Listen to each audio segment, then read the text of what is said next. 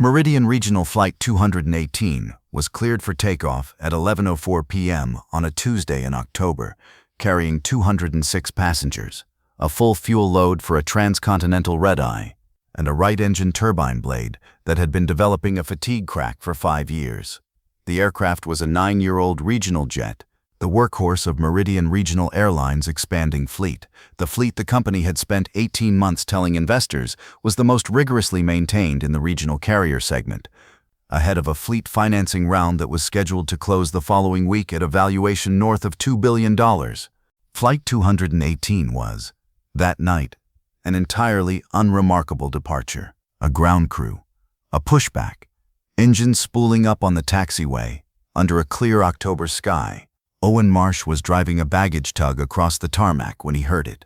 He was 45 years old, a single father, and until 11 minutes earlier, he had been doing what he did every night on the graveyard ramp crew at Meridian's regional hub, loading cargo, marshalling tugs, and listening, the way he had listened to jet engines for the 11 years he'd spent as an FAA-certified power plant inspector before that, because certain trained instincts did not switch off just because the job title had changed. The sound came through the open cab window of his tug, a specific low harmonic under the right engine's spool-up whine, the kind of resonance that lived below what a standard ground inspection would flag, the kind of frequency Owen had modeled on a laptop 5 years earlier and had put, in writing, into a 22-page report that identified an emerging fatigue crack in a specific turbine blade route, a defect classification, a serial number, a projected failure window. He recognized it in under 3 seconds.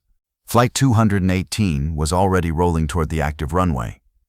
Owen did not radio ground control. There wasn't time, and he had learned, 5 years earlier, exactly how much good it did to be right through the proper channels. He put the tug in gear and drove it directly onto the taxiway, then out across the grass median toward the runway threshold, cutting off 2 service vehicles and triggering a ramp supervisor's frantic radio call, and brought the tug to a stop directly in the path of Flight 218 as it approached the hold-short line for departure. The aircraft's landing lights swept across him. The jet braked hard, nose dipping, 206 passengers jolting forward in their seats for a reason none of them yet understood. Airport security had Owen out of the tug and on the ground within 90 seconds, his wrists zip-tied behind his back on the tarmac, while the captain of Flight 218 sat in the cockpit demanding, over the tower frequency, to know what the hell had just happened. The right engine, Owen was shouting, face against the asphalt. Turbine blade? Position 4? It's a fatigue fracture. It's going to shed? Get everyone off that airplane before it moves another foot. Nobody was listening yet? Stay with this. Because in 14 minutes, as ground crews towed Flight 218 back to the gate for what airline officials initially described as a minor security incident, the same turbine blade Owen Marsh had been shouting about was going to fail catastrophically during a routine post-incident engine run-up, and the man currently zip-tied on the tarmac was the only person at Meridian Regional Airlines who understood exactly why, because he was the one who had warned them 5 years before anyone had a reason to listen. Owen Marsh lived in a rented duplex 2 miles from the airport perimeter fence, close enough that the sound of departing aircraft was a constant low presence in the background of his life, a sound most of his neighbors complained about, and that Owen, after 11 years as a power plant inspector and 4 more listening to it from a baggage tug, had come to experience less as noise and more as information. His son's name was Miles. He was 10 years old, with dark hair that he kept unfashionably long because he liked the way it looked when it blew back in the wind on the bike ride to the airport fence line, deep brown eyes, and a specific, quiet intensity that made adults underestimate how much he understood until the moment he demonstrated it. He rode his bike to the chain-link fence at the end of the runway most evenings after homework, propped it against the fence post that had become, without either of them planning it, and watched aircraft take off and land for an hour at a time. He could identify aircraft types by engine sound alone before he was 8. Owen had not deliberately taught him this. He had simply narrated the world the way he understood it, and Miles had absorbed it the way children absorb the specific dialect of whatever their parents are fluent in. A high-pitched double-spool whine was a regional jet. A deeper, rounder roar was a wide-body. A stutter in the pitch, A hitch before smoothing out meant, Miles had said this once, at 8 years old, watching a departing 737, "That one sounds like it's clearing its throat." Owen had spent 11 years as an FAA-certified aircraft power plant inspector, the specific credential that authorized him to certify engine airworthiness for commercial carriers, not the mechanic who changed parts, but the specialist who determined whether an engine met the structural and performance standards required to fly 200 people across a continent. He had worked for 3 regional carriers over his career, the last 5 years of it at Meridian Regional Airlines, where he had built a reputation, in the words of his final performance review, as exceptionally rigorous, occasionally to the frustration of production schedules. 5 years ago, Owen had been assigned to the routine inspection cycle for a fleet of regional jets that included the aircraft that would eventually be assigned tail number and flight designation as Flight 218. During a borescope inspection of the right engine, Owen had identified an anomaly in the grain structure at the root of a Stage 3 turbine blade, position 4, a microscopic fatigue indication that, under Owen's specific expertise in metallurgical fatigue analysis, represented an early-stage crack propagation that would, over an estimated 3 to 6 years of continued flight cycles, develop into a blade failure. He had written a 22-page report. He had recommended the blade be removed and replaced immediately, a procedure that would ground the aircraft for approximately 4 days and cost the airline roughly $180,000 in parts and lost revenue capacity during a period when Meridian was aggressively expanding its route schedule and could not easily absorb an unplanned aircraft out-of-service event.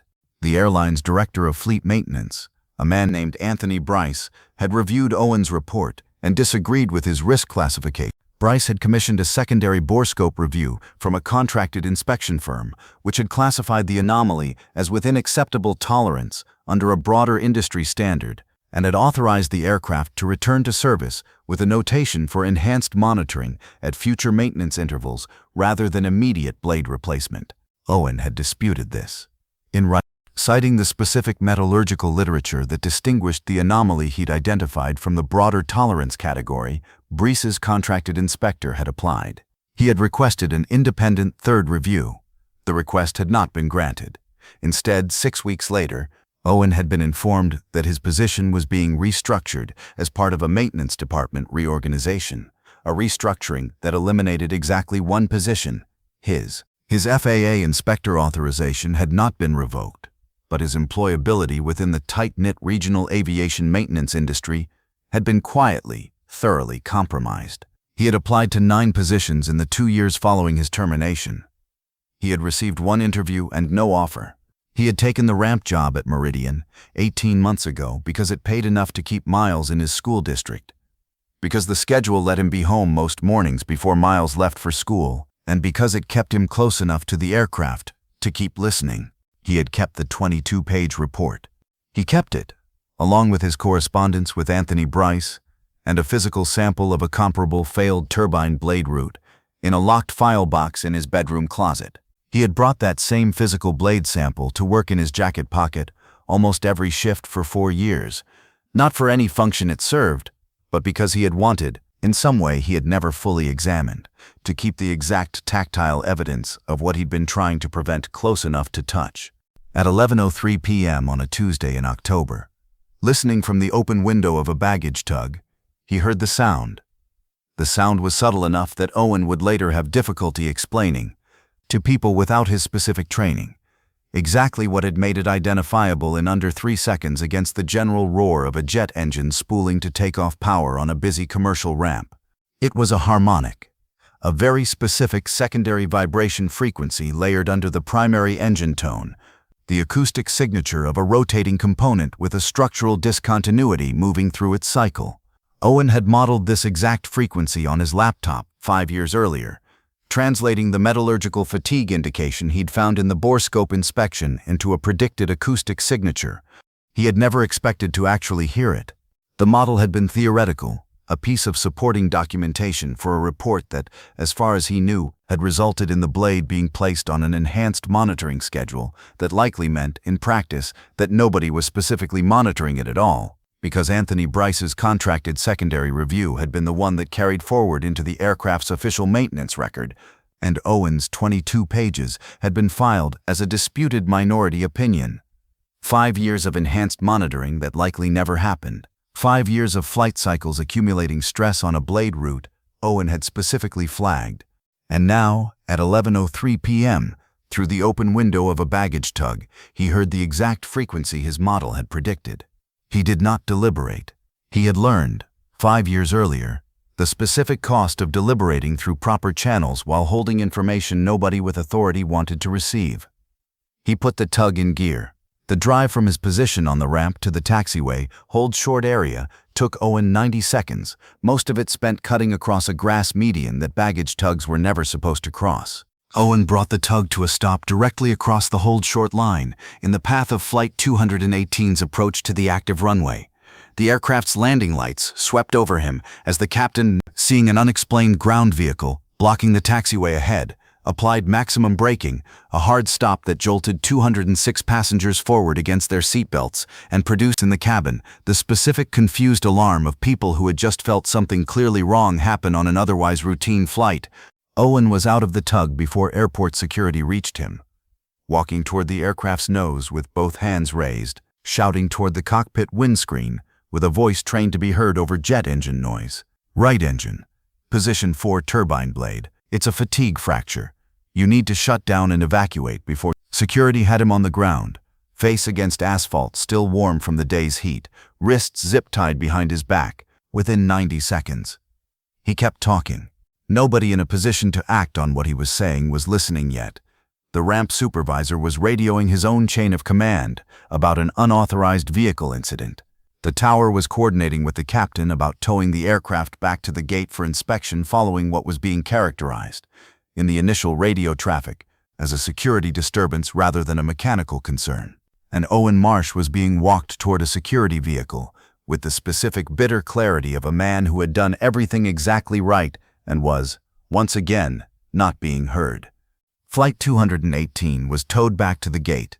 The airline's standard post-incident protocol called for a precautionary engine run-up inspection before returning the aircraft to any further consideration of service that night. 14 minutes after Owen Marsh was zip-tied on the tarmac during that routine run-up, the Stage 3 turbine blade at position 4 in the right engine failed catastrophically, a full-blade liberation, sending fragments through the engine casing in a shower of sparks visible from the terminal windows, triggering an automatic fire suppression response. Nobody was injured. The aircraft had not been carrying passengers during the run-up. Owen Marsh, sitting in the back of a security vehicle with his wrists still bound, heard the failure happen exactly the way he had predicted it would, exactly where he had said it would happen, at almost exactly the moment he had run out of time to convince anyone it was going to. The security officer driving Owen back toward the terminal received the radio call about the engine failure 11 seconds after it happened, and Owen watched the man's face change in the rearview mirror, from irritated compliance officer certainty to something considerably less certain. "Turn around," Owen said. "I need to see the engine before they start moving parts." "You're in custody," the officer said. "I'm the only person on this airfield who can tell your maintenance team exactly what just happened," Owen said. The officer, to his considerable credit, radioed his supervisor rather than making the decision himself. Owen was brought, still restrained, at his own insistence, to the ramp area where Flight 218 sat under floodlights, its right engine cowling open, maintenance technicians and airport fire crew personnel examining the damage with the specific careful attention of people documenting a near catastrophe. The maintenance shift supervisor on duty, a woman named Diane Okafor, looked at Owen, zip-tied, still in his ramp crew uniform, with open skepticism. "You're ramp crew," she said. "Why are you telling me you know what happened to my engine?" "Because 11 years ago I was an FAA power plant inspector," Owen said. "And 5 years ago, on this exact tail number, I identified the exact defect that just failed. Pull the aircraft's maintenance history. My name is on the original inspection record even if my findings got overruled." Okafor looked at him for a long moment. Then she looked at one of her technicians. "Pull tail 614's full inspection history. Now." It took 11 minutes. When the technician returned with a tablet displaying the maintenance record, Okafor read it in silence, her expression shifting through several distinct stages: skepticism, recognition, And finally something that looked, in the harsh ramp floodlights, very much like anger that wasn't directed at Owen at all. "Cut him loose," she said to the security officer. Renata Voss was 34 years old, Meridian Regional's chief operating officer, and the daughter of the airline's founder and CEO, Derek Voss. She had been in her office reviewing the fleet financing documents scheduled to close the following week, documents that included a representation that Meridian's entire fleet had no known unresolved airworthiness concerns, when her phone had started ringing with escalating urgency at 11:19 p.m. By the time she reached the ramp, at 11:41 p.m., the scene had stabilized into something almost eerily procedural. Floodlights, a damaged engine cowling, technicians documenting evidence, and a man in a ramp crew uniform standing beside Diane Okafor, no longer restrained, holding a tablet and speaking with the specific, precise authority of someone who had spent his entire career being right about exactly this kind of thing. "Miss Voss," Okafor said, seeing her arrive. "This is Owen Marsh. He used to be one of our power plant inspectors. He identified this exact defect 5 years ago." Anthony Bryce overruled his recommendation. Renata looked at Owen, a man in a ramp crew polo shirt, tarmac grime on his hands, holding a tablet with the calm authority of someone who belonged in a boardroom rather than on a floodlit ramp at midnight. "You're currently employed as ramp crew," she said. It wasn't quite a question. "I have been for 18 months, Owen said. "I was terminated from the inspector position 5 years ago. Officially, it was a restructuring. Unofficially, it was because I wouldn't stop disputing a risk classification that Anthony Bryce needed me to stop disputing." "You drove a baggage tug onto an active taxiway," Renata said. "I did," Owen said, "because I heard the failure signature I modeled 5 years ago coming out of that right engine, and there wasn't time to do it through channels that have historically not worked for me on this exact subject." Renata looked at the 22-page report Okafor's technician had pulled up on the tablet, the original document, time-stamped, with Owen's FAA inspector credential number in the header, and beneath it, Anthony Bryce's overruling memo authorizing return to service under enhanced monitoring. She read the memo's final line twice. "Recommend enhanced monitoring at next 2 C-check intervals in lieu of immediate blade replacement, given production schedule constraints." "Was there an enhanced monitoring inspection conducted at the next C-check?" she asked Okafor. Okafor was already pulling the maintenance log for the aircraft's subsequent heavy checks. There was no record of any additional bore scope inspection of the position 4 turbine blade in either of the 2 C-checks following Bryce's memo.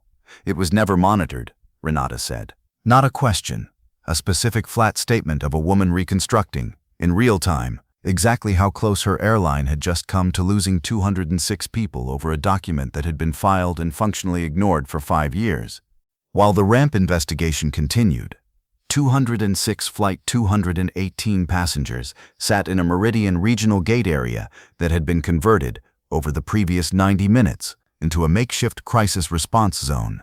Blankets, water, gate agents fielding a continuous wave of questions from passengers who had felt their aircraft brake hard on the taxiway and had then, 45 minutes later, watched emergency vehicles race past the terminal windows toward a fireball on the ramp. Renata Voss addressed the passengers herself at 12:20 a.m., standing at the gate without a podium or prepared remarks, telling them directly that the aircraft had experienced a mechanical issue that had been caught before takeoff, and that a member of our ground crew almost certainly prevented a catastrophic engine failure from happening at 35,000 feet instead of on the ramp. And I intend to find out exactly how that happened and why it took a ramp worker driving a baggage tug onto a runway to stop it instead of our own maintenance protocols. Outside the airport perimeter, at the chain-link fence 2 miles from the terminal, Miles Marsh had been at his usual evening spot, watching departures when the sequence of events that would later dominate national aviation news coverage had begun unfolding in front of him without his full understanding of what he was seeing. He had seen Flight 218 begin its taxi. He had heard, faintly across the distance, the specific engine tone he had learned to recognize, and had noted that something in the pitch sounded slightly off. He had then watched a baggage tug, a vehicle type he could identify as easily as aircraft, cut across the grass median toward the runway and stop directly in the aircraft's path. He had not known it was his father's tug. He had known, with the specific unease of a child who understands more about an airport's normal rhythms than most adults, that what he was watching was deeply not normal. He had ridden his bike home at speed, arriving out of breath. He had spent the following 90 minutes watching local news coverage of a security incident and mechanical issue at the airport, with escalating, silent worry that he did not know how to fully articulate to the neighbor who was staying with him during his father's shift. At 1:15 a.m., Owen called the neighbor's phone to check on Miles, and Miles, hearing his father's voice, said the only thing he had been thinking for 2 hours, "Was that you? The tug on the runway. Was that you?" Owen was quiet for a moment. "Yes," he said. "You stopped it," Miles said. Not a question. The specific flat certainty of a child assembling a conclusion from evidence he'd gathered independently. "I tried to," Owen said. "Did it work?" Owen thought about the engine failure 14 minutes later, the fireball visible from the terminal, the 206 people who had not been aboard when it happened because the aircraft had already been towed back to the gate. "Yes," Owen said. "It worked." The National Transportation Safety Board investigator assigned to the incident, a man named Dr. Felix Nakamura, who had spent 19 years investigating turbine failures, arrived at Meridian's maintenance facility at 6 a.m. the following morning and requested, as his first action, the complete maintenance history for every aircraft in Meridian's fleet that had passed through the same maintenance cycle and contracted secondary inspection process as Flight 218 5 years earlier. What his team found, over the following 72 hours, was not an isolated incident. Anthony Bryce, in his 11 years as Meridian's Director of Fleet Maintenance, had developed a specific pattern. Whenever an internal inspector's finding threatened to trigger an unplanned maintenance event, Bryce had commissioned a secondary review from one of 2 contracted inspection firms that had received significantly above-market inspection fees from Meridian over the preceding decade, structured in a way that a subsequent DOJ filing would characterize as consistent with inducement for favorable findings. Across 11 years, Nakamura's team identified 6 instances in which an internal Meridian inspector's airworthiness concern had been overruled by one of Bryce's contracted secondary reviews. Owen's turbine blade finding was the most severe. Every internal inspector whose finding had been overruled by this pattern had, within 18 months of the overrule, left Meridian's employment, 3 through outright termination, 2 through restructuring identical to Owen's, and 1 through a resignation driven by concerns about the integrity of the maintenance review process. Renata Voss received Nakamura's preliminary findings summary on a Thursday afternoon, in a conference room with her father Derek Voss present, via video call from an investor meeting he had been unable to cancel. 6 inspectors, she said, reading the summary. 6 findings overruled. One of them almost took down an aircraft with 206 people on it. "Anthony has been with this company since we had 4 planes," Derek said, on the screen, his voice carrying the specific defensive reflex of a man who had built something with someone and did not want to believe what he was hearing. "Anthony has been paying 2 inspection firms above market rates to tell him what he wanted to hear for 11 years, Renata said. "Dad, I need you to look at this financial data before you say anything else about what Anthony has or hasn't been with this company for." There was a long silence on the video call. "Where is he right now?" Derek said. "In his office," Renata said. "I told him we needed to discuss the incident findings. I didn't tell him what we'd found. I want to be on that call," Derek said. "You're not calling him," Renata said. "I am." By Friday morning, the story had moved well beyond aviation trade publications. A passenger aboard Flight 218 had posted a shaky cell phone video of the fireball visible from the terminal windows, footage that, combined with airport security video of Owen's tug stopping the aircraft on the taxiway, had been picked up by every major news outlet by Friday noon. The story that ran, universally, led with the same framing. A ramp worker who used to be the airline's own inspector had identified a fatal defect the airline had ignored for 5 years. Miles Marsh's role in the story entered public awareness almost by accident. A local news crew, covering reaction at the airport perimeter fence, had encountered Miles at his usual spot on Friday evening and had asked him what he thought about all the commotion at the airport this week. "That's my dad who stopped the plane," Miles said. The reporter, recognizing what she had just been handed, asked a few careful follow-up questions. Everybody thought he just loaded bags, Miles said. But he used to be the guy who checked the engines.